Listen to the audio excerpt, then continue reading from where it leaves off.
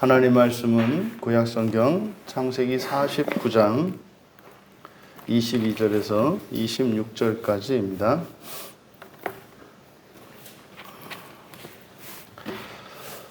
우리 같이 한 목소리로 함께 읽겠습니다. 요셉은 무성한 가지 곧 샘 곁에 무성한 가지라.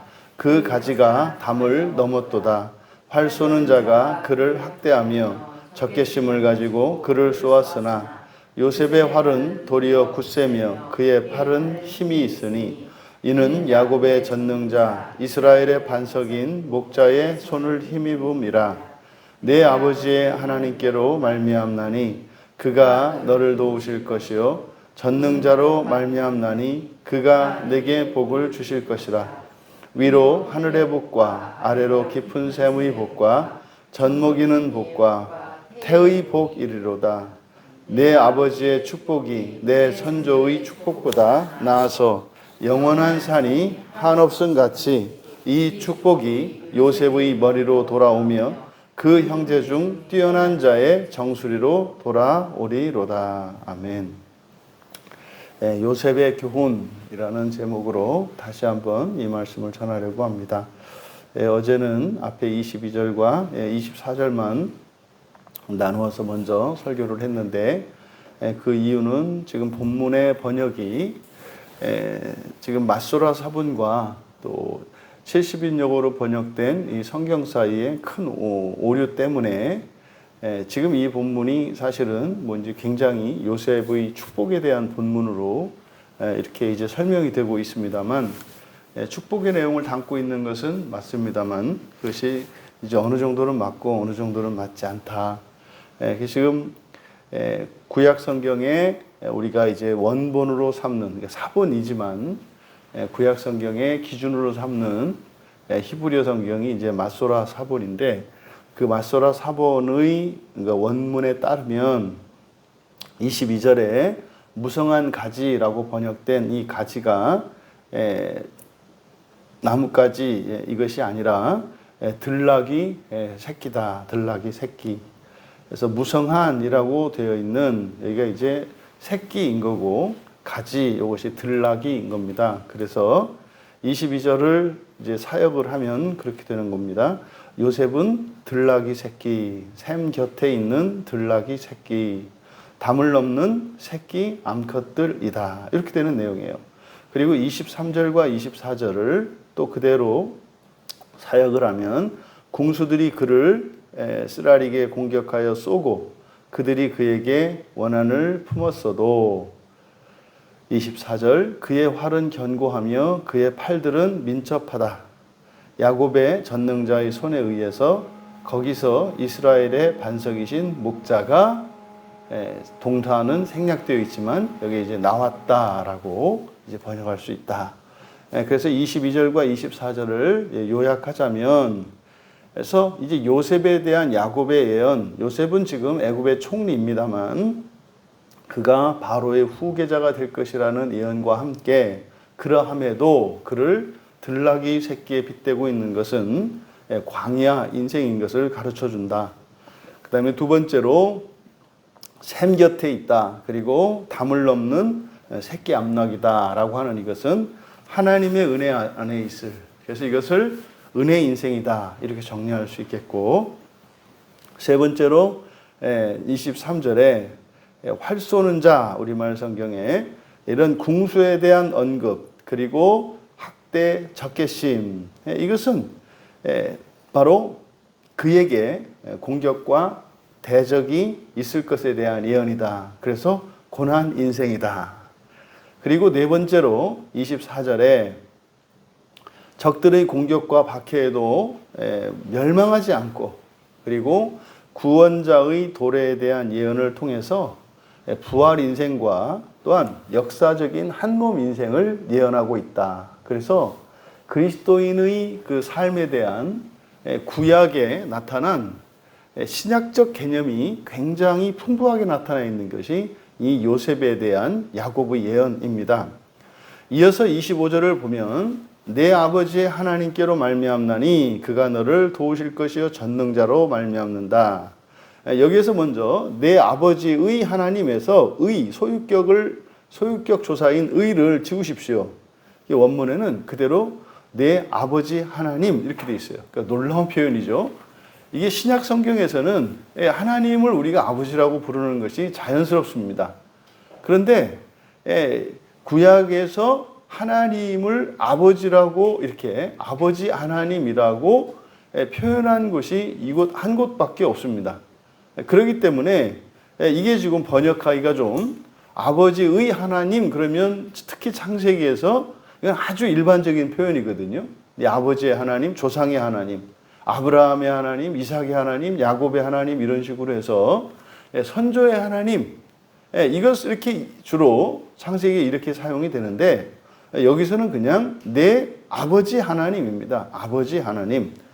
그러니까 너를 도우시는 25절을 직역하면 너를 도우시는 내 아버지 하나님에 의해서 지금 복의 주체에 대해서 이야기하고 있거든요. 너를 도우시는 내 아버지 하나님에 의해서 너에게 복이 있을 것이다. 두 번째로 내게 복 주시는 전능자에 의해서. 그러니까 아버지 하나님은 그러니까 도우시는 분이고 전능자 하나님은 복 주시는 하나님인데 이 하나님에 의해서 우리에게 복이 주어지는 것을 이야기합니다. 그러면 그 아버지 하나님과 전능자에 의해서 위에 있는 하늘의 복으로 아래에 엎드려 있는 깊은 샘의 복으로 젖가슴들과 태의 복으로 그렇게 있을 것이다. 그러니까 지금 25절은 복의 주체와 복의 내용들을 담고 있습니다. 여기서 복의 주체로 제시되는 두 가지 아버지 하나님과 그다음에 전능자입니다. 그러면 이 전능자 엘샤다이죠. 엘샤다이 전능자 하나님, 전능하신 하나님. 이 엘샤다이는 아브라함이 아브라함으로 이름을 개명할 때 그리고 그 외에는 전부 야곱과 관련된 하나님의 계시입니다. 그러니까 야곱에게 나타나셔서 야곱을 도우시고 이끄셨던 그 하나님이 엘샤다이로 나타납니다. 그러니까 지금 여기서 아버지 하나님과 전능자라고 표현되어 있는 이것은 야곱의 경험입니다. 야곱이 만났던 하나님이고 야곱이 인격적으로 경험했던 하나님이에요. 그가 이렇게 복의 주체를 아버지 하나님과 전능자로 이렇게 제시하고 있는 것은 복의 확실성을 나타내요. 아버지가 자식에게 그리고 전능자가 피조물인 사람에게 주는 확실성, 확실한 복이라는 것을 나타냅니다. 왜요? 그것을 다 경험했던 거죠. 심지어는 야곱 자신이 죄 가운데 있을 때나 또 자신이 믿음을 잃어버리고 절망 가운데 있을 때나 또 자신이 기도했을 때나 또 자신이 예기치 않았던 때에 항상 나타나서 자기의 인생을 이끄시고 오늘까지 도우셨던 하나님에 대한 경험인 거죠. 근데 그 축복의 내용이 위에 있는 하늘의 복 그리고 그대로 직역하면 아래에 있는 뭐 깊은 시면의 복. 그러니까 여기서 하늘의 복과 이 아래에 있는 복, 위, 아래 이렇게 되어 있는데 이것은 하나님께서 천지를 창조하신 창조 세계와 관계되어 있죠. 근데 위로, 아래로라고 하는 이 표현은 바로 하늘과 땅 아래를 나타내는 표현입니다. 그러면 위에 있는 하늘의 복과 아래에 있는 깊은 시면의 복은 땅으로 주어져요. 땅을 위해서 주어지는 거죠. 그래서 뭐 하늘에서 주는 이 하늘의 신령한 복, 이것은 이제 구약적 개념으로는 뭐 햇빛 그리고 비를 생각합니다. 그러니까 하늘에서 내려지는 비와 햇빛 그리고 이슬, 이것이 구약 사람들이 가지고 있는 하늘의 복의 개념이에요. 왜? 이들의 사고는 땅에 있기 때문에 땅에 도움을 주는 유익한 복. 그것은 빛과 비와 그리고 이슬이 되는 거죠. 그리고 아래에 있는 복이라고 하는 것은 땅 아래 원천이 됩니다. 그러니까 샘, 이제 우리말 성경에 여기에 이것을 이제 샘이라고 이제 번역을 한 것이, 깊은 샘이라고 번역한 것이 바로 그거죠. 그러면 아래에 있는 것으로 우리에게 주는 복, 이것은 이제 구약 사람들에게는 깊은 샘이죠, 샘. 마르지 않는 물. 바로 이 위에 있는 하늘의 복과 깊은 시면의 복의 핵심은 사실은 물입니다. 물. 물이 없으면 살 수 없고, 이 구약의 이스라엘 사람들에게 있어서 생명의 첫 번째 조건이 물인 거죠. 물론 여기가 지금 아프리카입니다만은, 가나안 땅에 살 때나, 그리고 이곳 애굽에 살 때나, 이들에게 가장 생명을 위해 가장 중요한 부분이 물이었죠. 그리고 이제 젖 먹이는 복, 그리고 태의 복, 이것은 바로 이제 자녀를 의미하는 거죠. 자녀를 낳고 자녀를 잘 키울 수 있는 자손들의 복입니다. 결국 이 축복의 내용의 핵심이 뭡니까? 생명과 자손이에요. 생명과 자손. 이것이 그런 거 아니겠습니까? 우리들의 용어로는 죽어도 안 죽는다. 죽어도 안 죽는다. 하나님이 정말 우리의 조상인 아브라함에게 주셨던 그 자손의 복이 반드시 지켜지더라. 이거는요, 이제 신약의 용어는요, 우리가 먹고 살 거에 대해서 염려하지 말라는 거죠. 하나님께서 지켜주신다는 거죠. 그리고 이제 26절은 내 아버지의 축복이 내 선조의 축복보다 낫다. 놀라운 얘기죠. 내 아버지의 복, 이 자신이지 않습니까? 요셉에게 주는 복이 축복이니까 내 아버지는 바로 축복하는 야곱 자신이에요. 그런데 자신을 3인칭으로 나타냅니다. 그러니까 이것은 나의 복, 아브라함의 복, 이삭의 복이 아니라 하나님의 복인데, 하나님께서 나를 통해 주시는 복이 내 아버지 이삭과 할아버지 아브라함을 통해서 주셨던 복보다 낫다는 거죠. 더 뛰어나다는 거죠. 그러니까 하나님이 주시는 복이, 이제 우리는 히브리서에서, 신약 성경의 히브리서에서 가장 중요한 단어 중에 하나가 더 좋은이라지 않습니까? 더 좋은. 구원을 우리들이 똑같은 구원으로 생각을 하는데 성경에서 이야기하는 구원은 그렇지 않다. 구원이라고 하는 것이 층차가 있고 수준이 있다. 모든 그리스도인들이 똑같이 구원을 받는 것은 아니다. 구원이라고 하는 이 개념이 우리들에게는, 사람인 우리들에게는 하나님의 창조 섭리가 이 완전히 이제 성취되기 전까지는 분명히 층차가 있게 나타난다. 그래서요, 복도 있고 저주도 있다. 복도 있고 더 큰 복도 있고 저주도 있고 더 큰 저주도 있다라는 것이 구원이 모든 창조 세계에 완성되기 이전까지 반드시 있는 중요한 원칙이에요. 근데 이것을 언제부터인가 교회 안에서 그냥 예수를 믿는다면 똑같은 마치 그 구원을 얻는 것처럼 가르쳐 왔는데 성경은 그렇지 않다고요. 근데 지금 여기에서 야곱이 요셉에게 축복할 때도 바로 여기서 그 복이 똑같지 않다. 더 큰 복이 있다는 사실을 가르쳐 줍니다. 그러면 야곱이 요셉에게 자신이 축복하는 이 복이 내가 받았던 그 축복보다 낫다, 더 탁월하다 라고 하는 그 이유가 무엇인가? 그것을 이제 뒤에서 설명하고 있는 겁니다. 그러면 왜 이 야곱이 요셉에게 축복하는 이 복이 자신이 받았던 복보다 더 크다, 더 낫다고 하는가?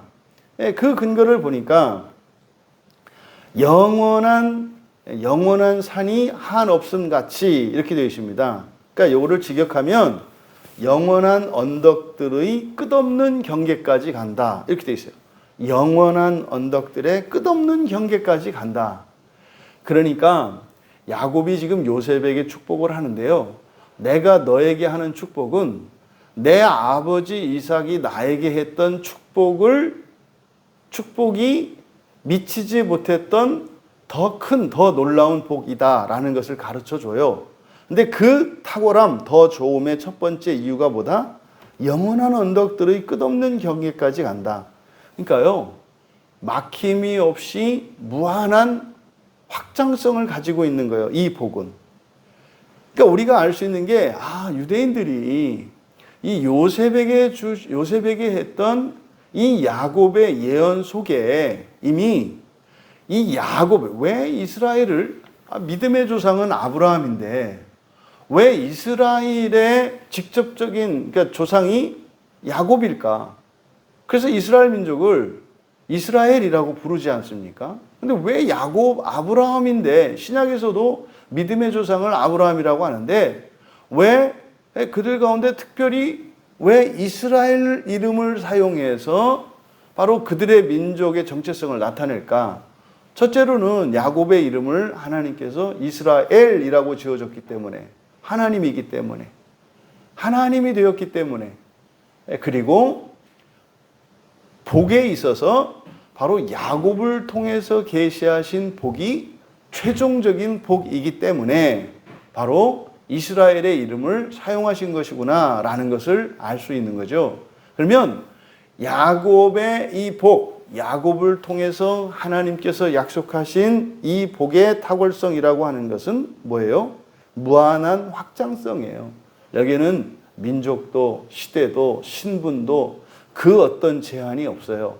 근데 이게 사실은 구약의 이스라엘, 심지어는 야곱에게조차 계시를 받았으니까 알 수 있었겠습니다만, 실제로 이 구약의 성도들의 삶과 역사를 돌아보았을 때 야곱이 요셉에게 했던 이 예언의 내용을 이해하지 못했던 것으로 우리가 알 수 있어요. 왜냐하면 애굽에서 이들이 이제 이후로 계속 이제 430년간 살게 되는데, 그때 이들에게 철저히 가지고 있었는 것이 혈통주의고 배타적인 혈통주의에 있었거든요. 그러니까 자신들과 타 민족을 우리와 이방인이라고 하는 엄격한 이분법적 사고를 가지고 있었기 때문에 바로 야곱에게 주셨던 하나님의 복이 모든 민족과 인종과 신분과 우리가 사람이 만들어낸 모든 기준을 능가하는 것임을 깨닫지 못했다는 것을 우리가 알 수 있기 때문이죠. 또 두 번째로 이 축복이 요셉의 머리로 돌아오며 그 형제 중 뛰어난 자의 정수리로 돌아오리로다. 이렇게 되어 있어요. 그러면 이 축복이 요셉의 머리로 돌아오며 그 형제 중 뛰어난 자의 정수리로 돌아온다. 그래서 여기를 이제 뒤에 형제 중 뛰어난 자를 요셉과 동격 처리를 해서 요셉이 형제 중에 뛰어난 자이기 때문에 요셉에게 이 복을 주는 것이다. 앞에서 이미 요셉은 장자권을 이제 물려받았다는 것을 먼저 우리가 앞서 살펴봤지 않습니까?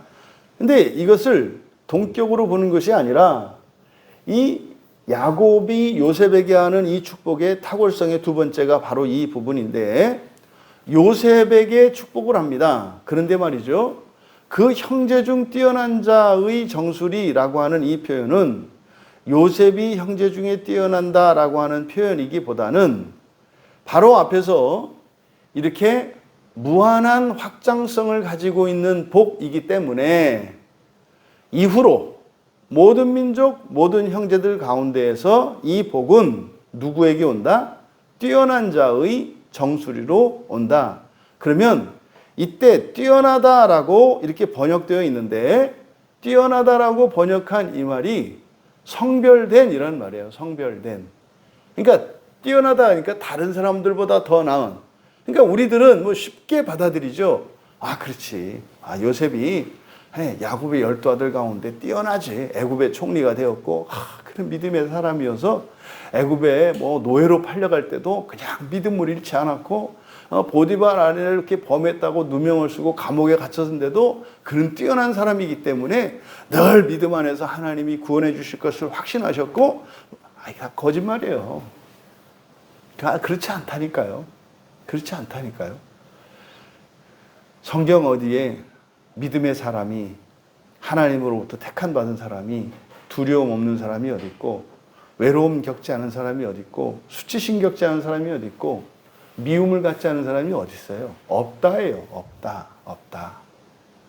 예수님조차 그건 다 가지셨던 거예요. 근데요, 성경은 우리에게 가르쳐 주죠. 그것을 구별하는 겁니다. 대상에게 그런 부정적인 감정, 인격들에게, 다른 사람들에게 그 부정적인 감정을 쏟아내는 것이 아니라 죄에 대해서 가지는 거죠. 죄에 대해서 가지는 거죠. 사람과 죄를 구분할 줄 아는 겁니다. 이것이 다른 거죠. 그리고 여기서 뛰어나다라고 하는 이것은 아주 인본적인 생각이고 우리로는 이해하기 쉽죠. 여러분, 뛰어나셔야 합니다. 그래야 이 복이 주어집니다. 여러분, 이때 뛰어나다라고 하는 이것은 거룩하다는 거예요. 거룩하게 구별됐다라는 말이에요. 거룩하게 구별된 게 뭡니까? 그것이 우리의 뛰어남의 이유인 것인데, 근데 그것을 뛰어남이라고 뛰어나다라고 이해하면 안 되죠.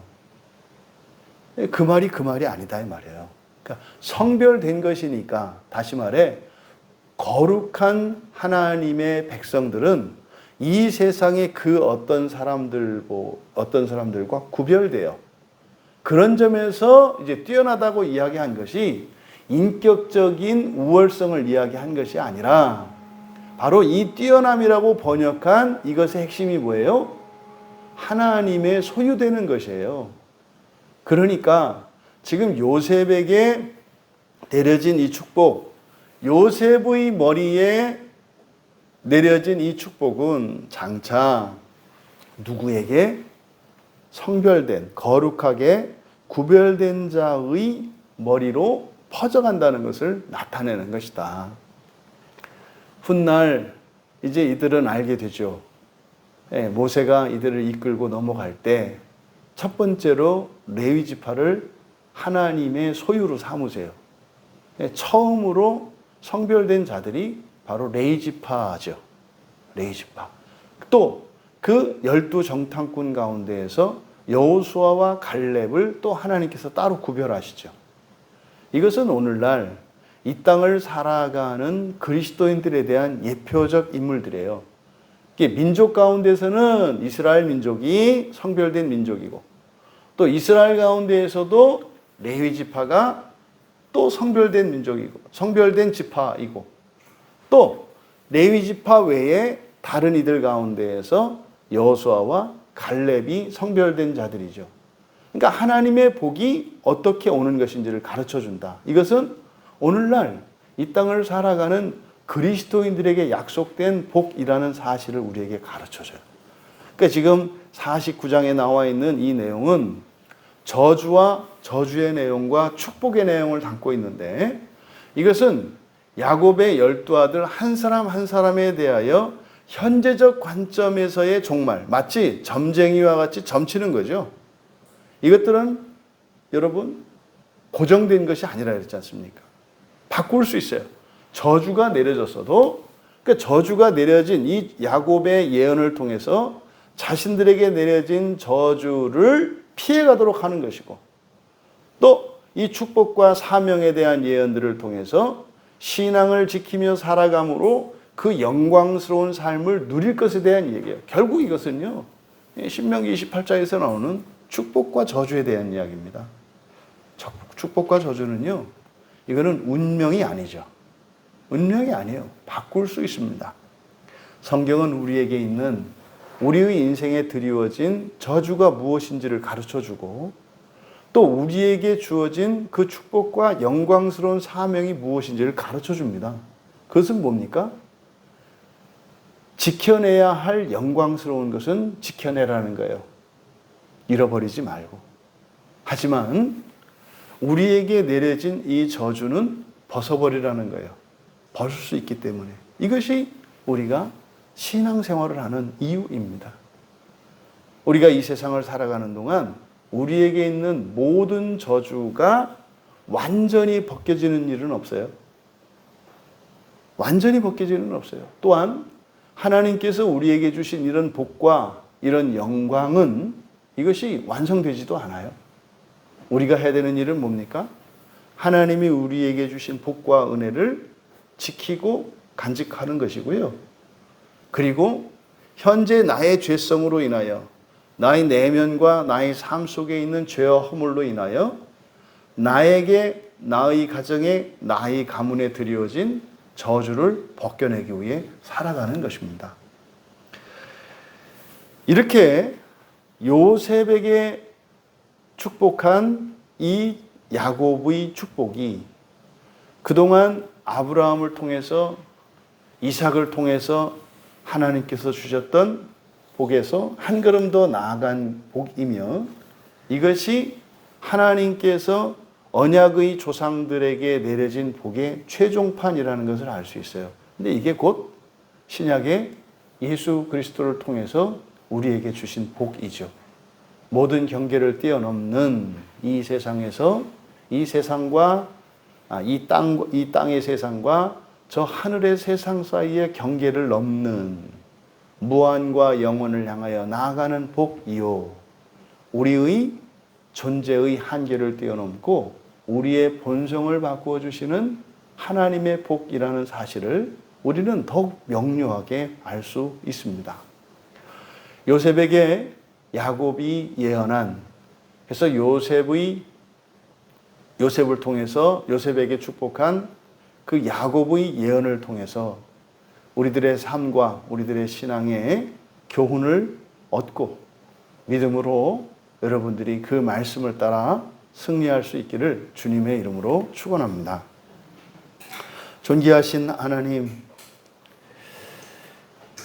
어쩌면 아브라함과 이삭과 야곱 세 조상 가운데 야곱이 축복한 요셉에게 축복한 이 예언이 복의 결정판이요 장차 오실 예수 그리스도를 통해서 주실 하나님을 아버지라 부르고 우리들이 하나님의 자녀가 되는 또 이 세상과 하늘 사이에 뛰어넘을 수 없는 경계를 넘게 하시는 하나님의 언약의 복이 있음을 가르쳐 주셨습니다.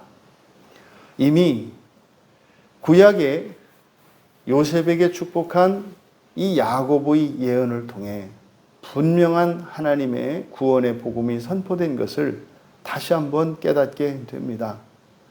하나님, 우리가 그리스도 안에 있는 것이 얼마나 영광스러운 것이며 또한 저희들에게 주신 그 하나님의 복이 단지 저희들 한 사람이 아니라 저희들을 통하여 모든 세대와 또한 저희들의 선조와 자손들에 이르기까지 넘쳐 흐르게 하시는 복인 것을 믿습니다.